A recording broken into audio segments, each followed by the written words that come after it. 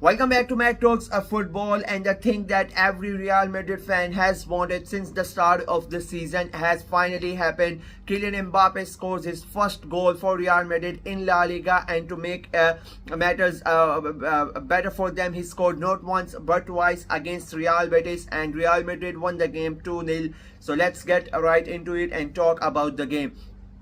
The game, if you really look at it, like it was the Real Madrid were never really in control of the game. It was quite a cagey affair throughout the 90 minutes. The chances were quite a few by both of the teams. It has been sort of the same way that Real Madrid have played since the start of the season. They continued like that. There was nothing spectacular from them. I have said this in the previews as well, and after every game, the review that I do, I've said that Real Madrid are not playing good football.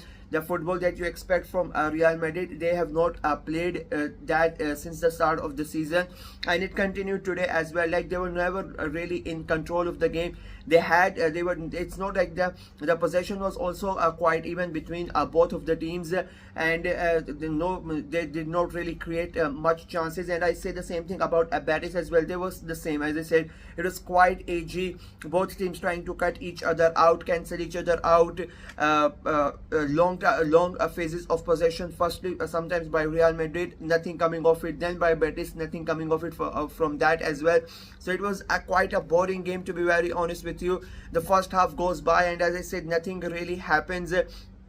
There are no chances, there are no big moments in the half that you can look back and say maybe that could have gone in, or maybe that move could have resulted in a goal. A couple of penalty appeals regarding handball, but and nothing big are coming out of that as well. Second half starts, and the game looked like it was going to be it was similar to the first half as well. And then the brilliant back heel, like the goal was scored by Kylian Mbappe for the first one, but it was Valverde's back heel that makes the goal that surprises Betis' defense, and they get caught off guard. And Mbappe, that instinct of the great player that he is, his instinct comes into play. He is the only one that notices what Valverde is trying to do, and the moment he gets the ball, he beats his defender within seconds and goes past and easily scores behind the keeper, and they get the lead. And I think that basically did it. But the moment that Madrid scored the goal, then the game, sort of opened up, and a little more chances were created. But still, it was not like a good game of football to watch. And I'll be very honest with you, I say that's what I feel. And I think it was quite boring. Betis made a couple of chances after they conceded the goal, but again, they were not. They were like half chances. Real Madrid or Courtois were not really threatened by them. They were not really in danger of conceding the goal. Madrid, they go ahead and then they get the penalty as well.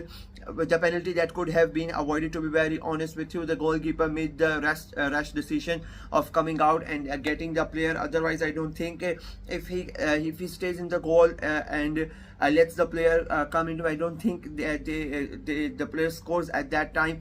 But he decides to go and give away the penalty. Mbappe steps up and scores his second goal of the game. So a perfect night for him. Every Real Madrid fan has wanted him to score, and he has finally scored. And as I said, he scored a brace, so a good night for him.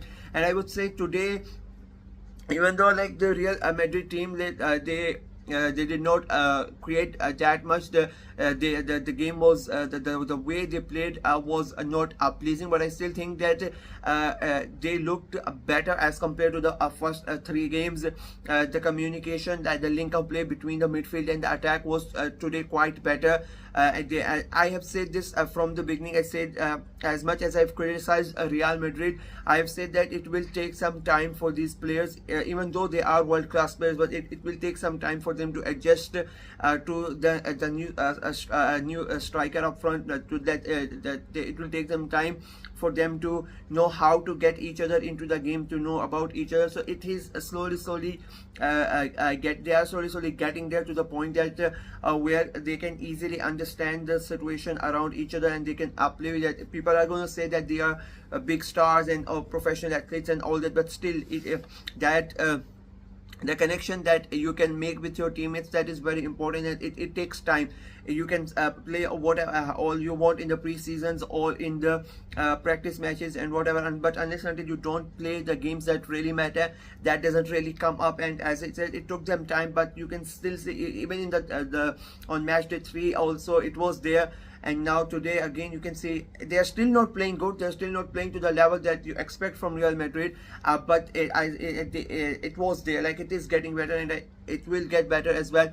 They would be very happy that they go into the international break with a win, because their main title rivals in in Barcelona, sorry, they have won all 4 of their games. They are already 4 points behind Barca. Atleti also won last night, so it was quite a big onus on them to win this game to make sure that they don't fall behind not 1 but 2 of their rivals. So they will be happy that they won the game, and the only team that is ahead of them is Barcelona.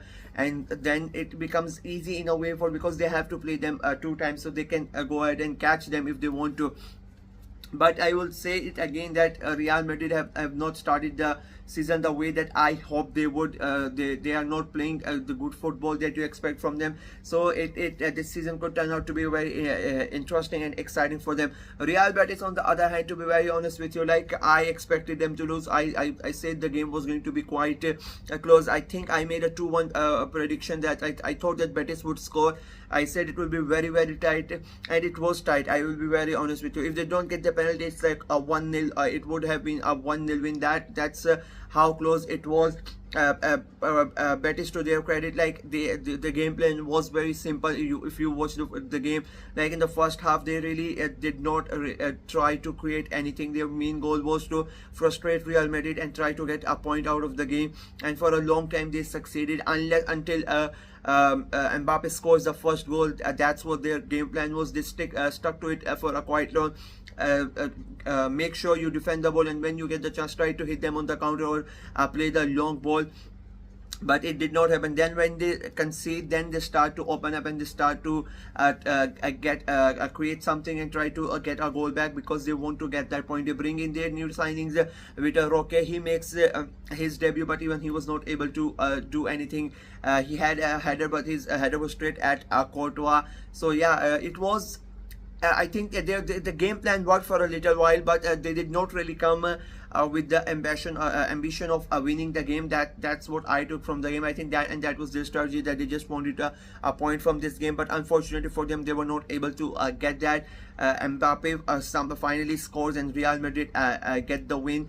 And I would say in a way that Real deserved to win that game, because they were the only team that really tried to create something, even though it did not work for a long time. But they were the team that basically tried to create chances and try to get a goal out of the game, and they, as I said, they were able to do it. And it is good for them, because as I said, Barcelona already winning the games that they are playing, so it was a very important win for them. And the fact that Kylian Mbappe has now scored, and scored not 1 but 2 goals, that the pressure that was already building, like the headlines were already especially after the last game, the headlines in Spain and in Europe all around, even though it was a deadline, it was transfer deadline day, but the newspaper, the media, they don't let you off. And especially with the social media coming, like everybody was talking about Mbappe and how he has not scored in 3 games, how it is not working, what kind of a superstar is, all those things that the media loves to do it in the talk shows. Everywhere it was Mbappe has not scored, Mbappe has not scored. And the thing was beginning, finally he has scored the goal. The big the big elephant in the room is finally gone. The deal has been, in a way, like the major talking point is now finished. He can now relax in a way and try to now contribute to the team. And I think that it was very important, in my opinion, for them that it happens before the international break, because if he does not score and he goes to the international break with this hanging over his head, that they played 4 games and Mbappe did not score, and then he comes back, then again the questions would have been there, and then it would have made even more difficult for him, and the pressure would have been even more. So it's very good for him that he has scored. very good for Real Madrid that he has scored as well. It's a very I would say it's a very good day for both Real Madrid and the player. So yeah, that is it from me in this video. Let me know what you guys think of the game, how Real Madrid played. Do you think they got better a bit, or they were the same just like before? And what about Kylian Mbappe, him scoring the goal? What do you think it means for the rest of the season? How much goals do you think now he will score? Do you think he gets better instantly, or he's still gonna have problems adjusting to La Liga? Let me know what you guys think in the comment section below. Like the video, share it as well, click on the notification bell, and of course subscribe to the channel. We are trying to get to 300 subscribers before the month of September ends. We have already crossed 150, halfway there. So almost not 150 now, we have crossed 160 as well. So like 140 subscribers remaining. So please make sure to subscribe to the channel. Until next time, bye bye.